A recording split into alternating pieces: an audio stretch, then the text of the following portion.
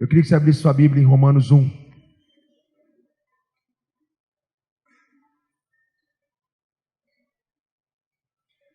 Paulo ele fala o seguinte: Paulo, servo de Cristo, chamados para ser apóstolo, separado para o evangelho de Deus, o qual foi Deus outrora prometido por intermédio dos seus profetas na Sagrada Escritura, com respeito a seu filho, ao qual segundo a carne veio da descendência de Davi e foi designado filho de Deus com poder, segundo o Espírito de santidade e pela ressurreição dos mortos, a saber, Jesus Cristo, nosso Senhor, por intermédio de quem vivemos e recebemos graça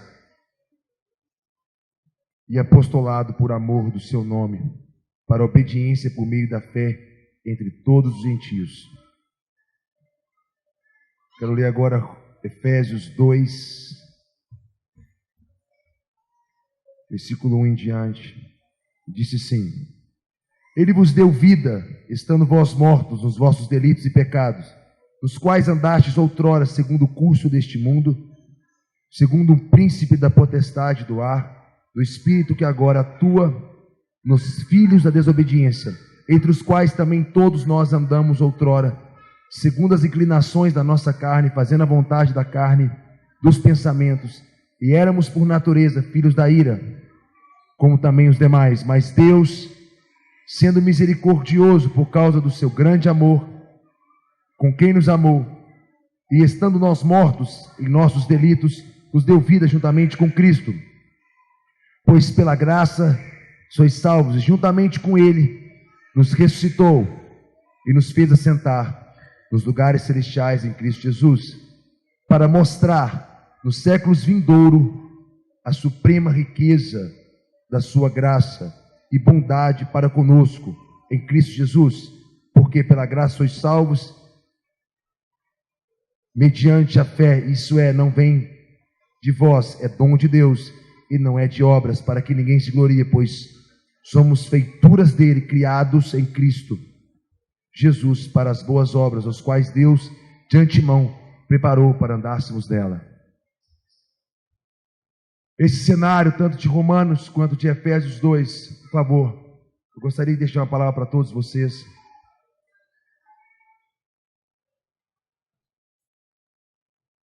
Há muitos anos, há mais ou menos 10 anos, o Senhor tem nos falado sobre não mais andarmos segundo o poder apenas da crucificação, da cruz, mas andarmos no poder da ressurreição. Há muitos anos, o Senhor nos revelou que a salvação, ela não é um fim, ela é um meio. Que a salvação e a remissão dos nossos pecados é uma porta, é o meio, mas Deus nunca nos chamou para andarmos no poder da cruz apenas, mas sim no poder da ressurreição. Jesus, ele morreu e ressuscitou. Ele viveu, ele morreu e ele ressuscitou. E a Bíblia fala que ele subiu ao céu. E o fato de ele ter subido ao céu, ele subiu ao céu como um homem. E agora mesmo ele está sentado à destra de Deus, como filho de Deus, como filho maduro, como primogênito de toda a criação. Agora mesmo, para estarmos em Cristo, a Bíblia fala por várias vezes, muitas pessoas queriam seguir Jesus, muitas pessoas queriam estar aonde ele está. Vários dos seus discípulos andavam com ele, mas não estavam aonde ele estava. Pedro uma vez foi advertido por Jesus, quando Pedro disse: Senhor, eu vou te seguir aonde que o Senhor for. Jesus falou assim: Pedro, deixa eu te falar uma coisa,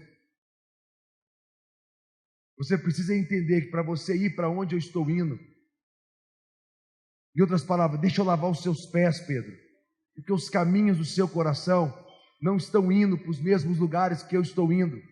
Aí Pedro falou assim: não, lava meu pé não, Senhor, isso é Isso é um símbolo de muita humilhação para o Senhor. Assim, se você não deixar eu lavar o seu pé, você não tem parte comigo, você pode até andar comigo, mas você não está aonde eu estou indo, ou não está indo para onde eu estou indo.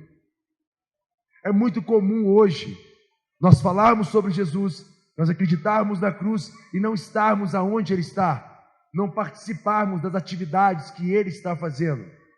É muito comum nós, pessoas que aceitaram Jesus, que encontraram a salvação na cruz, mas não conseguem, não participam da ressurreição, não estão aonde Ele está, não participam das suas atividades. Hoje, enquanto a gente se preparava para vir para cá, decorrente a tudo que nós passamos desde sexta-feira para cá, e tudo que a gente tem feito esses dias, e todas as palavras que têm vindo no nosso coração, têm sido palavras para enfrentarmos o medo da morte. A morte, ela tem um poder enorme sobre a sociedade. A morte tem mais poder do que o dinheiro, mais poder do que qualquer homem nessa terra. A morte, ela é capaz de te neutralizar, de te escravizar por toda a sua vida. Por medo da morte. Um versículo que eu tenho falado há muitos anos, Hebreus 2, versículo 14, que Cristo tomou do diabo a chave da morte e libertou todos aqueles que por medo da morte estavam sujeitos a viver como escravos por toda a sua vida. Então a morte e o medo da morte é capaz de te escravizar, é capaz de te neutralizar, é capaz de fazer com que você não faça nada, que você fique parado, apenas vegetando, apenas observando o mundo. O medo da morte te tira a coragem de reagir, de se arriscar. E um grande amigo da morte é Mamon, é o dinheiro. Porque são duas coisas muito fortes, a morte e o dinheiro. Porque o dinheiro é o que te garante que amanhã você vai ter segurança. É o que te garante que amanhã você vai ter resultados. A garantia do seu futuro, a garantia do amanhã. Jesus lutou muito contra isso.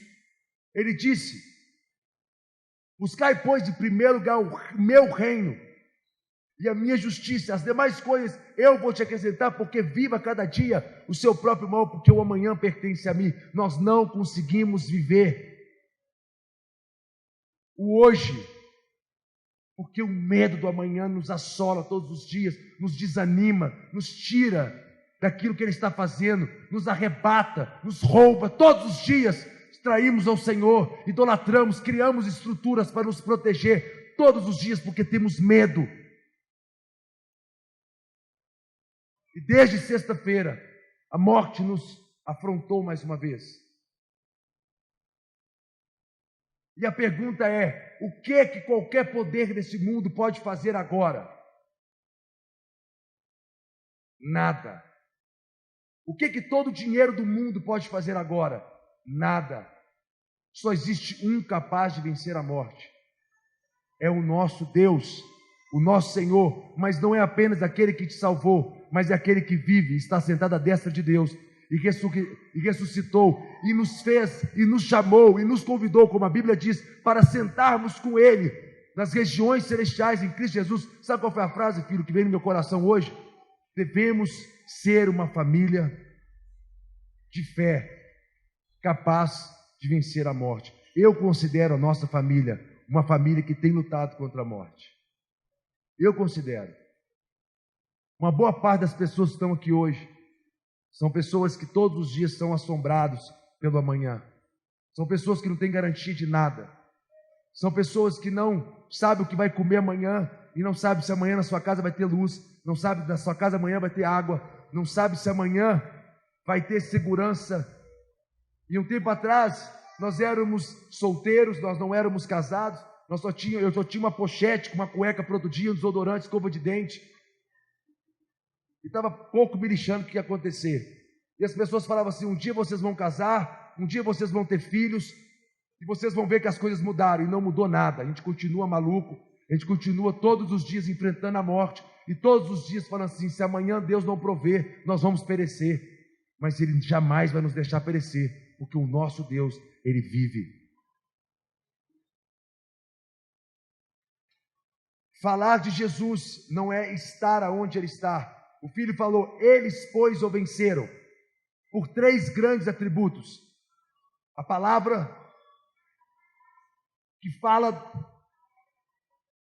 que não é apenas a palavra, a Bíblia.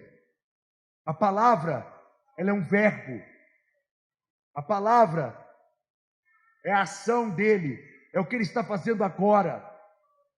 É o que ele está, a palavra, ela não é as Sagradas Escrituras. Quem é as Sagradas Escrituras para ser a palavra de Deus? A palavra de Deus, ela é muito maior do que as Sagradas Escrituras. Por mais que elas sejam sagradas, por mais que elas sejam maravilhosas, mas o que ele está falando agora é muito maior do que ele já falou. E tudo que ele já falou tem compromisso com o que ele está falando agora. É tudo uma coisa só, mas o que ele fala, disse Deus, essa é a palavra dele, é o verbo, e ela se fez carne. Então, ouvir a palavra dele e andar nessa palavra, só tem uma forma de fazermos isso: se nós entrarmos no lugar aonde Ele está, pelo novo, vivo caminho que foi aberto pelo teu sangue. Então a palavra, o sangue de Jesus, são as 2 coisas que te dá acesso a Ele. Jesus não falou para que nós sejamos uns papagaios, repetidor da Bíblia. Ele não nos chamou para sermos pessoas, Ele nos chamou para falar do que Ele está fazendo, sermos testemunhas. Ser testemunha é ser testemunha ocular. Ser testemunha é saber o que Ele está fazendo. Ele falou assim: olha, eu acabei de passar por uma situação ali e eu vi isso. Não é? Me contaram, meu pai na beira da minha cama me contava sobre Jesus. E eu aprendi. Eu sou evangélico desde pequenininho. E minha mãe todos os dias me ensina. Não estou falando que você não tem que ensinar. Eu estou querendo te falar que não adianta repetir uma historinha, um gibi. A palavra não é um gibi. A palavra é o que ele está falando agora. O sangue é o que te dá acesso a ele. E o testemunho. A Bíblia fala em Apocalipse 19, versículo 10, que fala que o testemunho de Jesus é o espírito da profecia. Foi o que o Jefinho falou, a palavra que eu dei para ele, quando ele veio para cá em 2011, para estudar no Ceifar, com todas as coisas que tinha acontecido com o Jeff, lá em Friburgo, e tudo que ele estava vivendo naquele momento. Eu falei assim: Jeff, você é uma profecia. Você é uma profecia. E hoje essa profecia, ela está ecoando mais uma vez, porque nós estamos procurando entender. Mas eu sei de uma coisa: hoje nós somos testemunhas fiéis que a morte não vai nos abalar, que ela não é maior do que o poder da ressurreição, que ela não é. Nós não estamos falando que a Sueli vai ressuscitar, mas nós estamos falando que mesmo que ela esteja morta, mesmo que ela não acorde, a morte não é maior do que a vida.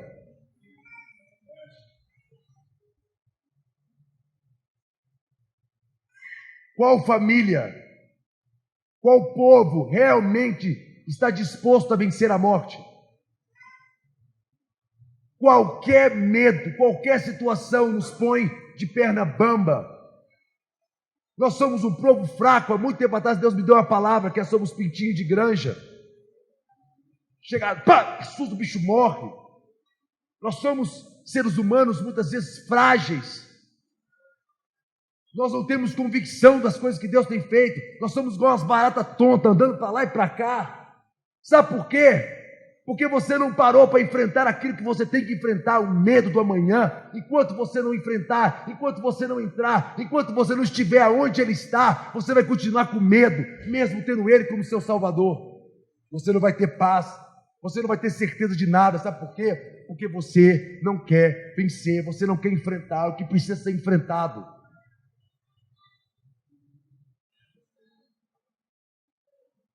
Nós sempre nos movemos por aquilo, por situações e condições.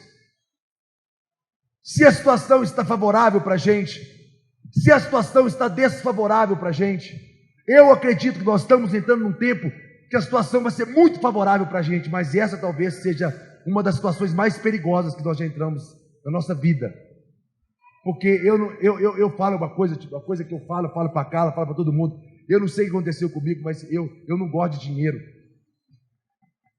Eu tomei uma beca com dinheiro, que é uma coisa absurda. Eu gosto de pagar a conta, só isso. Vai, ó servo, ó vacilão, vai lá e paga a conta. Mas para mim é inaceitável servir ao dinheiro, submeter a ele. Ah, não tenho dinheiro, fico com a perna bamba. Ah, não tenho dinheiro, fico mal. Não acordo de manhã, não faço nada porque não tenho dinheiro. Não ter dinheiro para mim é a melhor coisa da minha vida, porque todos os dias eu tenho a oportunidade de ser surpreendido por Deus. Um dia, minha mãe não está aqui hoje não. Um dia, minha mãe foi, eu estava lá na casa de recuperação com vários moradores de rua, a galera toda lá comigo lá no sítio. Tinha acabado a luz, tinha acabado a água. Mamãe chegou. Eu lembro que a mamãe chegou e falou assim: olha, meu filho, eu quero te aposentar no futuro, eu quero organizar a sua vida. Está aqui, meu filho. Vou assinar com você que um negócio aqui para você pagar seus direitos, para pelo menos no futuro você não virar mendigo. Sério. Eu falei: mãe, que ideia ótima. Mas quando eu fui deitar, Deus falou comigo: Cacá, você tem o plano A, plano B, plano C, ou você só tem o plano A? O plano A é o que eu quero fazer na sua vida. Dentro desse plano tem prosperidade. Dentro desse plano eu tenho todas as promessas que eu tenho na sua vida, mas você tem que acreditar que esse plano é o meu plano. Você tem que botar a cabeça no travesseiro. Eu não estou falando que no meu plano não tem dinheiro, não tem prosperidade, não tem bênçãos, não tem provisão. Não estou falando que eu não vou te honrar. Eu estou te falando que eu só tenho esse. Eu não estou falando que haverá dias bons e dias ruins. Eu só estou te falando que se você tiver um plano B é porque você tem medo de enfrentar o plano A. E se todos os dias você deitar na sua cama e você tem o plano B, um dia você vai me trair com ele. Um dia ele vai se tornar maior para você do que o meu, esse plano A que eu estou te entregando. Eu falei: mãe, eu não quero nada desse dinheiro não. Por que, meu filho? Porque eu não quero ficar dividido. Eu sinto que nós estamos entrando em tempos totalmente diferentes. E para mim, o difícil não é não ter, é ter. Para mim o difícil vai ser administrar as riquezas de uma cidade. Para mim difícil vai ser administrar as riquezas de uma nação. Para mim difícil vai ser ir para um lugar e saber que Ele está indo junto. O meu maior medo, e eu faço essas palavras hoje aqui, eu não quero ir se Ele não for. Moisés falou: Senhor, eu não quero ir se o Senhor não for. E eu falo essas palavras hoje. Mesmo que nós vivemos em tempos extremamente escassos, sem recursos, com Ele nós estamos bem. Nós podemos morrer de fome, mas temos paz, temos Ele, temos segurança nele, acreditamos que Ele é maior do que a morte.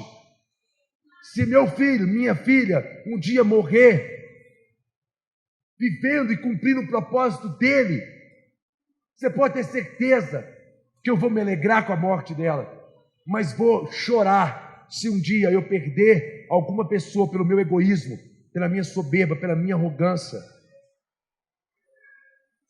Entende isso? Estou disposto a perder qualquer coisa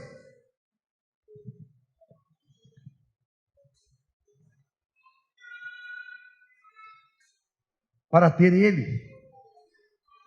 Ou nós vivemos assim, ou não adianta nada essa balela aqui não. Ou vivemos assim, ou acreditamos nisso, ou não adianta nada. Abraão passou por várias fases. Todos os homens que Deus chamou, Deus confrontou eles com medo da morte. E eles foram aprovados. Você acha que foi fácil para Abraão quando Deus pediu para ele Isaque? Deus pediu para Abraão sacrificar Isaque. E até aquele momento, Abraão tinha uma promessa de Deus. Uma grande promessa, mas não era grandíssima ainda. Quando Abraão pega o seu filho, e Abraão leva o filho dele para ser provado,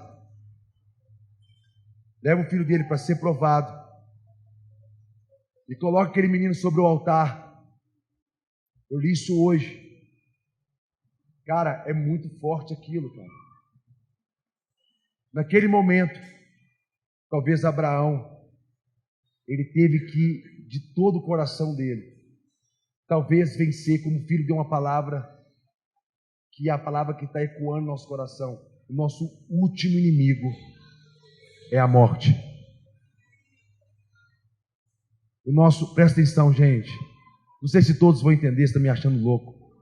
O nosso último inimigo a ser vencido, a Bíblia diz, não é o dinheiro, não é o poder, não é o assédio, é a morte.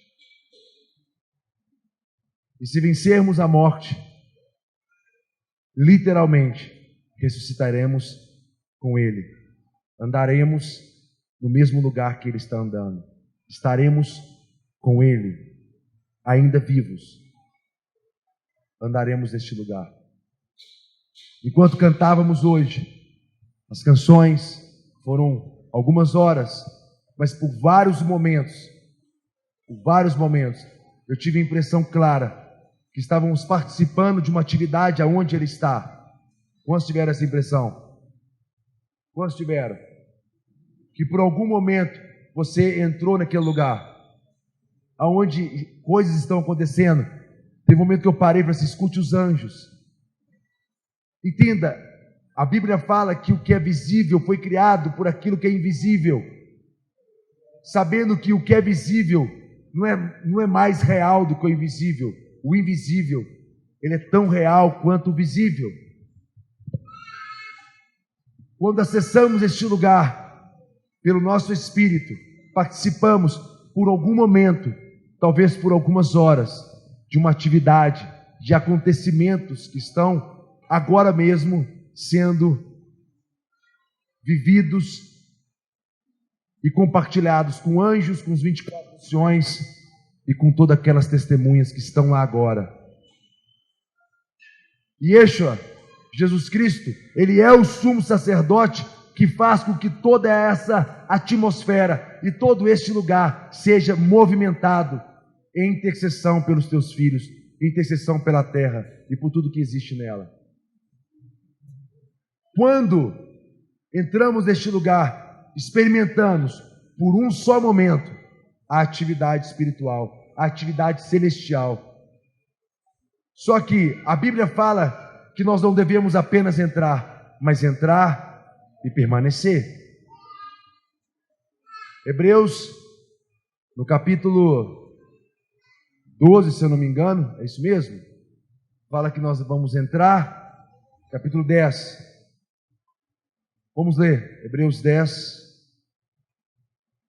Já estou terminando já. Mais umas 3 horinhas a gente termina.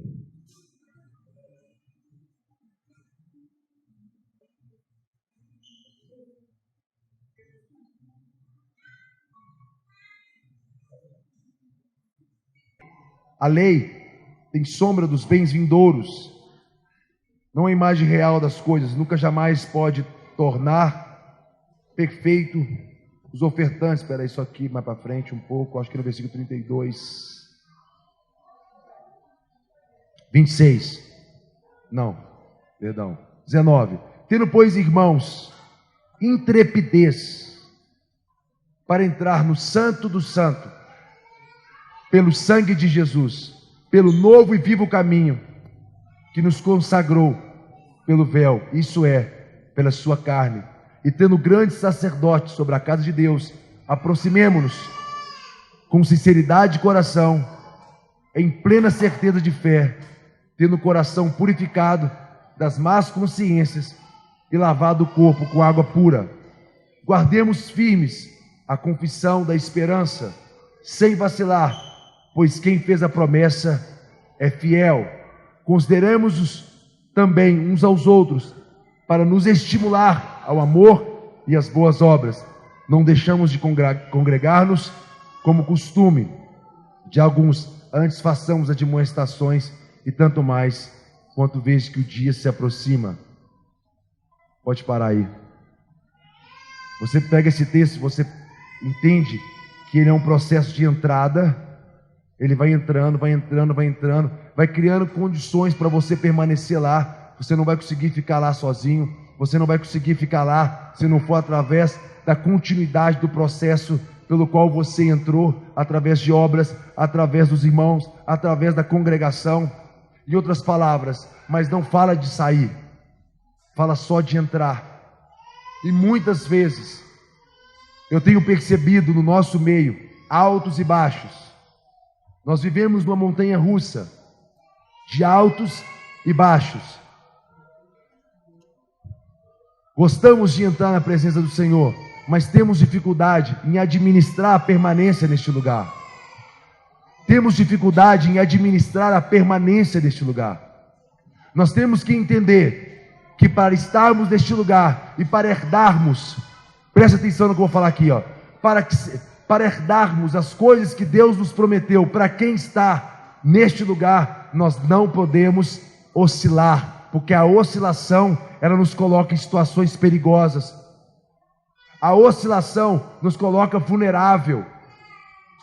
A oscilação, uma vez que você alcança a promessa, o momento de descida, o momento fora daquilo que Ele está fazendo, mas com a autoridade que Ele te deu, você pode cometer ou viver situações que não foram e que não estão dentro do controle dEle. É uma demonstração que eu estou falando para vocês hoje. Eu penso que nós fomos, assim, agraciados com a oportunidade. Hoje eu senti claramente enquanto o Ronaldo falava, o filho, os meninos, o Jeff, todo mundo. Hoje a gente fez uma coisa aqui que a gente há muitos anos faz, que é o manifesto. Essa noite de domingo foi um manifesto. E eu não sei se o filho lembrou dessa palavra, mas o Anderson, há muito tempo atrás, ele pregou uma palavra aqui mesmo. Eu lembro dessa palavra que ele fala que Abraão, quando ele sai de Ur dos Caldeus, em Gênesis 2:7, ele para em um lugar, no começo da sua caminhada, lá no começo do seu processo, Abraão para no lugar e ele levanta o altar ao Senhor. Quem lembra disso? Lembra disso? Que Abraão levanta o altar ao Senhor? Mas depois de muitos anos, depois de Abraão ter levantado, ter tido Isaac, depois de Abraão ter alcançado a promessa, depois de vários processos, Abraão ele retorna, ele sente o desejo de retornar naquele lugar de novo, naquele mesmo lugar que é Betel, e restaurar o altar. Sabe, eu senti claramente esse desejo hoje. Não sei se testifico isso com vocês, mas senti claramente o desejo de retornar ao altar, ou de ter este lugar como um dos lugares que coopera para que nós permanecemos como congregação, como família, avançando dentro dos processos que Ele um dia nos chamou para fazer. Eu penso que praticarmos o que a gente praticou, o culto já acabou. Nós estamos aqui fazendo uma leitura. O momento que estávamos aqui de fato cultuando é quando estávamos entregando como sacrifício. É quando estávamos realmente entregando os nossos corpos como sacrifício vivo. Saber e entender isso, hoje, com tudo o que aconteceu na vida do Jeff, da Suelen, esse final de semana, nos levou, nos trouxe de volta a algum lugar. Algum lugar que a gente pôde experimentar quem nós somos. Realmente quem nós somos. Nós somos apaixonados por nosso Deus. Nós somos extremamente dependentes dEle. E por muitas vezes, eu penso que nós perdemos, talvez, essa continuidade. Alguns conseguem permanecer, outros não. Quando não fazemos isso coletivamente. Então, eu penso que essa é uma palavra. Nós voltamos, eu me senti voltando a Betel hoje e reconstruindo um altar e colocando de volta a vida, o sacrifício em evidência novamente. Quem entendeu o que eu falei? O pessoal aí que que compreende um pouco mais sobre o que nós estamos trabalhando, vocês entendem isso? Vocês sentiram isso também? Alguma coisa assim?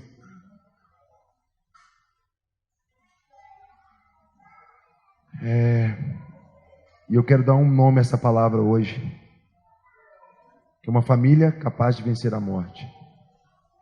Eu estou muito feliz, sabe, que com tudo que aconteceu, eu senti que tanto o Jeff como a Sueli, como eu mesmo, pude perceber que existe uma família forte, que não pode esmorecer, e uma família capaz de vencer a morte.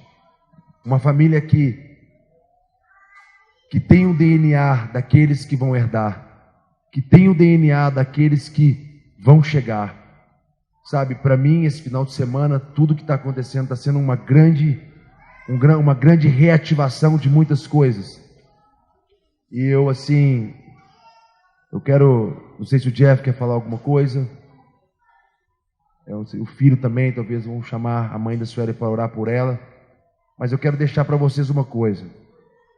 Nós vamos vencer a morte. Nós vamos vencer o medo da morte. Isso é muito claro para a gente.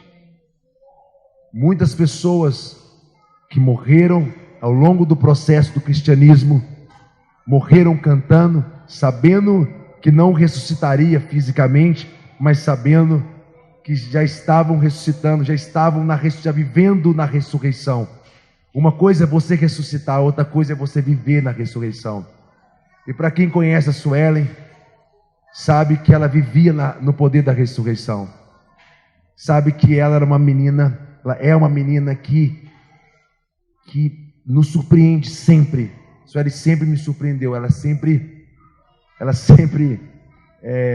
conseguiu me surpreender com a capacidade dela de entender o reino, de se movimentar no reino e de ensinar sobre o reino com a sua vida e com o seu serviço.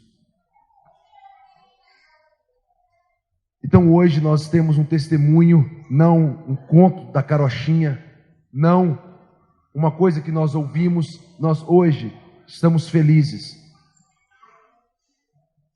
alegramos com o Senhor, conseguimos nos alegrar com o Senhor, porque melhor é o dia do luto do que o dia de festa, porque nesses dias é que mostramos se temos ou não a capacidade de nos alegrar nele, se temos ou não ele como a nossa vida, como realmente a essência e o motivo pelo qual existimos.